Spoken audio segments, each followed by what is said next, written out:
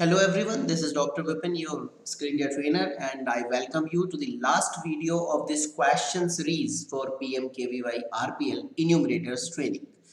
इससे पहले हम 4 वीडियोस में काफ़ी सारे क्वेश्चंस डिस्कस कर चुके हैं और ये लास्ट वीडियो है जिसके अंदर हम लास्ट के कुछ क्वेश्चंस डिस्कस करने जा रहे हैं. Right, so without wasting time, I'm moving to the next question, guys. 40 questions we have already discussed into the previous 4 slides. Right and अभी हम स्टार्ट करने जा रहे हैं क्वेश्चन नंबर 41 से. And here is the question number 41. Which type of fire extinguishers are used on ordinary fire caused by wood and paper? लकड़ी या कागज से लगी हुई आग को बुझाने के लिए किस टाइप का फायर एक्सटिंग्विशर्स यूज किया जाता है? देखिए, फायर एक्सटिंग्विशर्स मतलब अग्निशमक यंत्र जो होते हैं 4 प्रकार के होते हैं. इनको type A, type B, type C, type D या फिर class A, class B, class C या क्लास डी फायर एक्सटिंग्विशर्स भी बोला जाता है. और जो टाइप ए फायर एक्सटिंग्विशर्स होते हैं वो लकड़ी या पेपर से लगी हुई आग को बुझाने के लिए उत्तम फायर एक्सटिंग्विशर्स होते हैं. Those are the best fire extinguishers.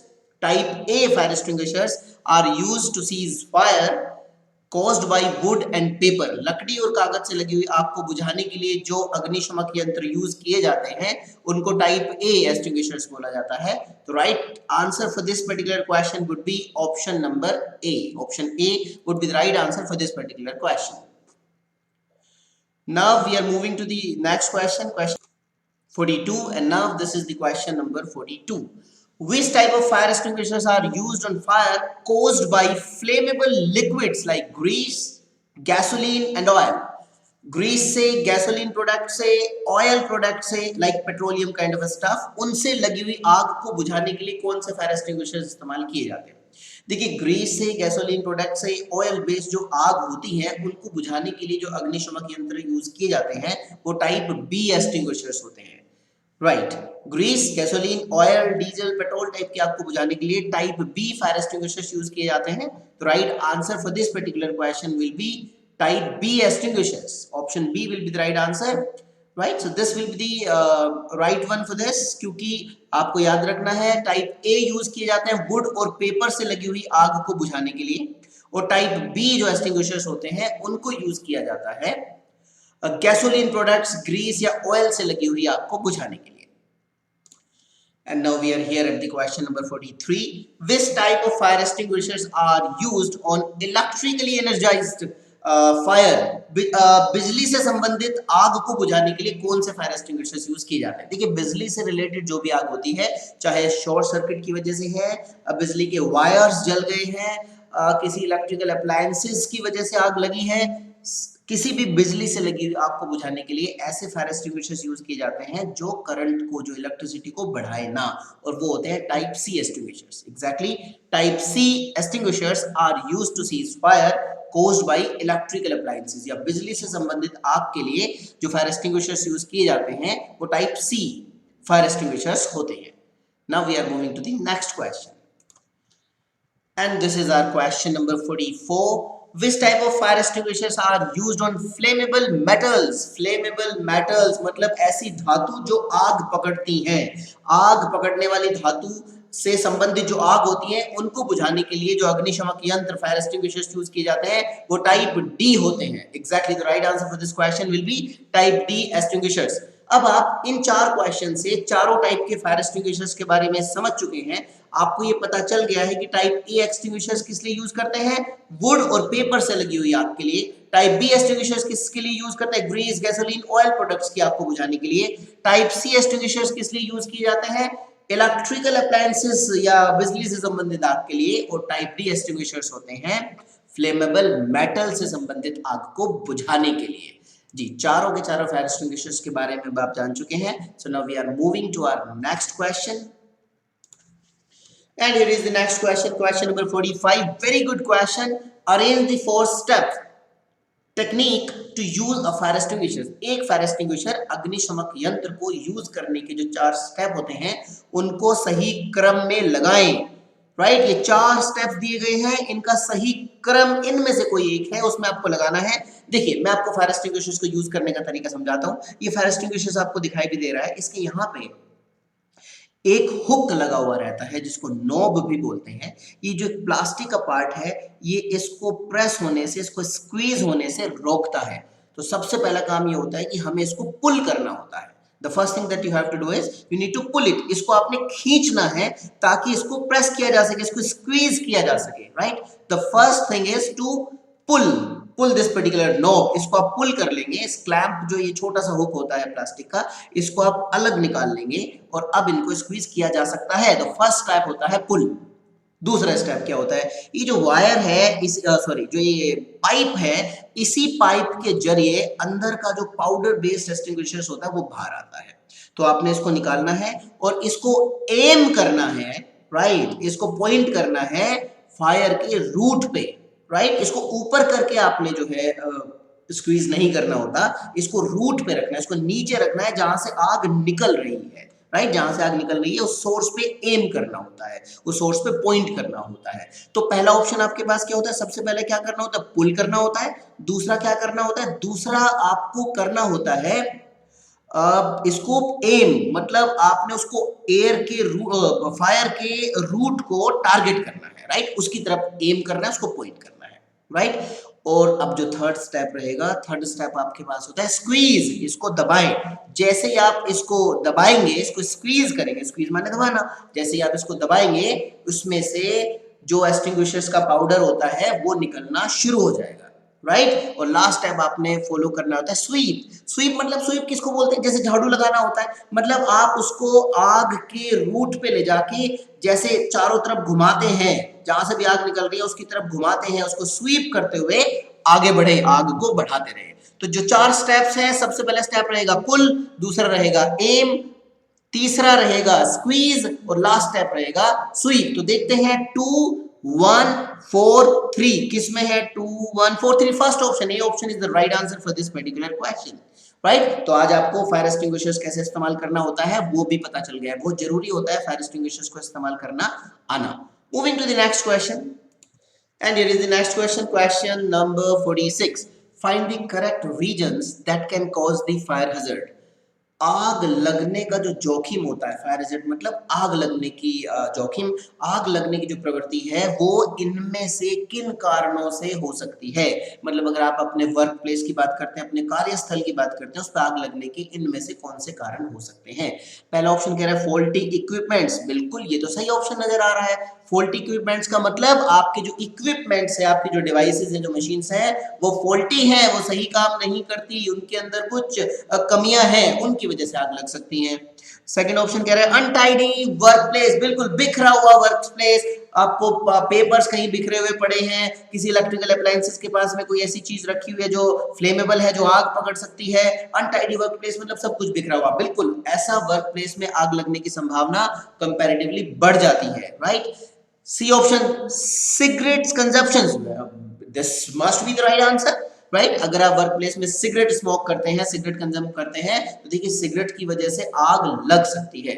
So faulty equipments is the right answer, untidy work place is the right answer, cigarette consumption is the right answer. So in nutshell all of the above will be the right option for this particular question. इन तीनों ही वजह से आग लगने की संभावनाएं हैं।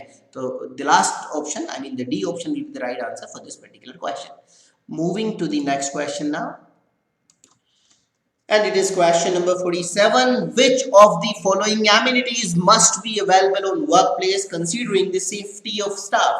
स्टाफ मेंबर्स की सेफ्टी के लिए इनमें से कौन सी सुविधाएं, एमिनिटीज मतलब सुविधाएं, आपके वर्क प्लेस, आपके ऑफिस या आपके कार्यस्थल पर होनी चाहिए। फायर एक्सटिंग्विशर्स होना चाहिए, आग लग जाएगी तो फायर एक्सटिंग्विशर्स ही मदद करेंगे। फर्स्ट एड किट भी होनी चाहिए। फर्स्ट एड किट क्या होती है आप जानते हैं। फर्स्ट एड किट का मतलब जो प्राथमिक उपचार दिया जाता है, किसी को अचानक से कोई अचानक से कोई चोट लग जाती है, अचानक से किसी की तबीयत खराब हो जाती है, तो आपके पास फर्स्ट एड किट होनी चाहिए जिसके अंदर कुछ जरूरी दवाइयां रखी जाती है।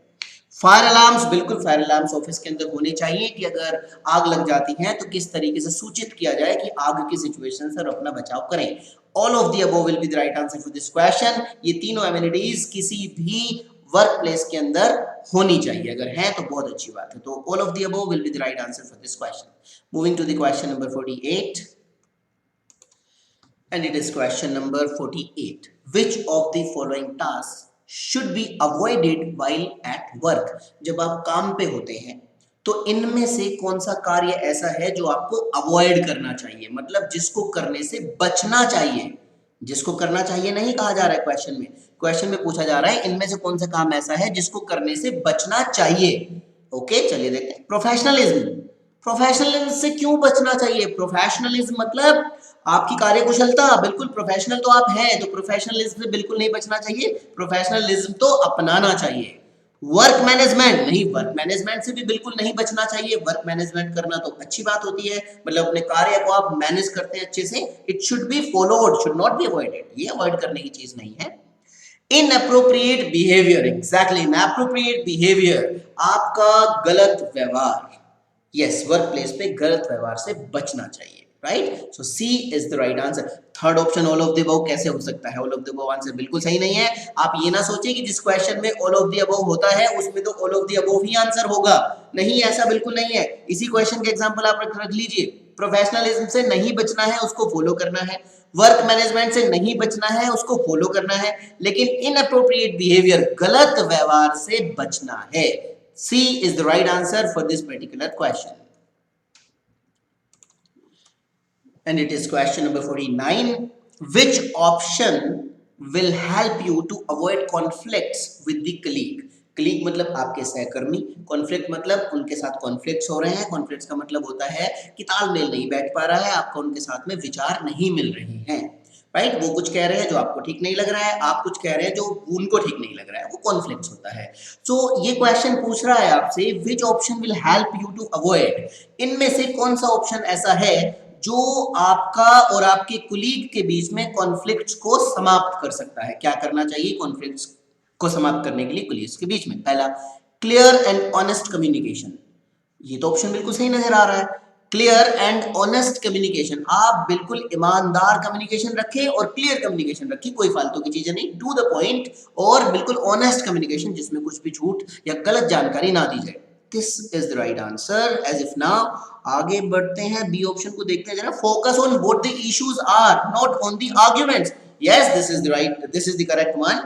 Focus on the what the issue is, आप इशू क्या है, प्रॉब्लम क्या है, उस पे फोकस कीजिए, not on the arguments. Arguments पे फोकस मत कीजिए। आपने समझना है कि प्रॉब्लम क्या है, उस तक पहुंचते हैं। Avoid accusations. एक्यूजेशंस क्या होते हैं? एक्यूजेशन मतलब होता है आरोप प्रत्यारोप, एक दूसरे के ऊपर आरोप लगाना। अवॉइड एक्यूजेशंस मतलब दूसरों के ऊपर आरोप लगाना अवॉइड करें, उसको बंद करें। All of the above is the right answer for this particular question. Question number 49 का right answer रहेगा all of the above, क्योंकि ये तीनों ही तरीके ऐसे हैं जिनसे आप colleagues के साथ conflict से बच सकते हैं। Clear and honest communication रखेंगे, इशू पे फोकस करेंगे, आर्ग्यूमेंट्स पे नहीं, और accusations मतलब आरोप प्रत्यारोप से बचेंगे। This will be the right answer for this particular question. And it is the question number 50. Question number 50. Foam-based extinguishers can be used on class A and class B fire. True या false? देखिए, foam based extinguishers सबसे ज्यादा छोटी bottles वाले extinguishers आपने देखे होंगे, e rickshaw पे भी लगे हुए रहते हैं, जो टैक्सीज होती हैं वो अपनी गाड़ियों में भी लगा के रखते हैं। वो जो छोटे वाले डिओड्रेंट की तरह दिखने वाले जो फायर एक्सटिंग्विशर्स होते हैं वो फोम बेस्ड एक्सटिंग्विशर्स होते हैं। तो फोम बेस्ड जो एक्सटिंग्विशर्स होते हैं उनके अंदर बहुत कम मटेरियल होता है, मतलब इमरजेंसी केसेस में उनको यूज किया जा सकता है। वो क्लास ए और क्लास बी दोनों फायर को सीज करने के लिए, दोनों टाइप की आग को बुझाने के लिए सही होते हैं। ये ट्रू है, इसका आंसर ट्रू रहेगा। मैं आपको यहाँ याद दिलाता चलूं, मैंने नोट में छोटा सा लिखा भी हुआ है, क्लास ए फायर होती है जो वुड वगैरह से लगती है, जो लकड़ी वगैरह की आग होती है, और क्लास बी होती है जो पेट्रोलियम वगैरह से लगती है, पेट्रोल वगैरह से जो आग लग जाती है, कपड़ों की जो आग होती है, इस टाइप की आग को बुझाने के लिए फोम बेस्ड एक्सटिंग्विशर्स को इस्तेमाल किया जा सकता है। So this statement is exactly true statement, right. और जैसा कि अब आप जानते हैं कि हमारी सीरीज के अंदर लास्ट में एक असाइनमेंट वाला क्वेश्चन भी होता है जिसका आंसर आप लोगों को कमेंट बॉक्स में लिखना होता है। सो अब वो असाइनमेंट वाला क्वेश्चन आपके पास आ रहा है जिसको आपने खुद सॉल्व करना है और इसका आंसर लिखना है कमेंट बॉक्स में, right. Assignment question, what will you do if your colleague met with an epilepsy seizure. ये क्वेश्चन मैं आपको समझा चुका हूं पहले से ही, पिछली वाली वीडियो के अंदर हमने इसको देखा था। अब आपने समझना है एपिलेप्सी सीजर, फिर से बता दे तो मिर्गी का दौरा। अगर किसी को मिर्गी का अटैक आ जाता है, मिर्गी का दौरा आ जाता है, एपिलेप्सी सीजर होता है, तो इनमें से कौन सा ऑप्शन आप फॉलो करेंगे? ये चार ऑप्शन आपके पास में है। ब्रिंग पेशेंट इन सनलाइट, आप पेशेंट को सूरज की रोशनी में धूप में रखेंगे। एमआरआई करेंगे, मैग्नेटिक रेजोनेंस इमेजिंग, आप आर्टिफिशियल रेस्पिरेशन देंगे, या स्प्लैटरिंग वाटर ऑन हिज फेस, उसके चेहरे पे पानी से छींटे मारेंगे। इसका जो भी आंसर आपको ठीक लगे, I need your answers into the comment box. आप कमेंट बॉक्स में उसको लिख दीजिएगा। सो गाइज, इन वीडियो की जो ये पूरी सीरीज थी, इसके अंदर हम अपनी सारी वीडियोस डिस्कस कर चुके हैं। वीडियोस के अंदर सारे क्वेश्चंस जो भी अवेलेबल थे, वो क्वेश्चंस मैंने आप लोगों के साथ डिस्कस कर लिए हैं। इन सारे क्वेश्चंस को आप बहुत अच्छे से तैयार करें, राइट? मेरी बहुत बहुत शुभकामनाएं आप सभी को। Good luck for your exam, और आपका एग्जाम 100% पास होगा विद ग्रेड ए, और आपकी एग्जाम पास होने की खुशी में फिर से आप लोगों के साथ मुलाकात होगी। Take care of yourself.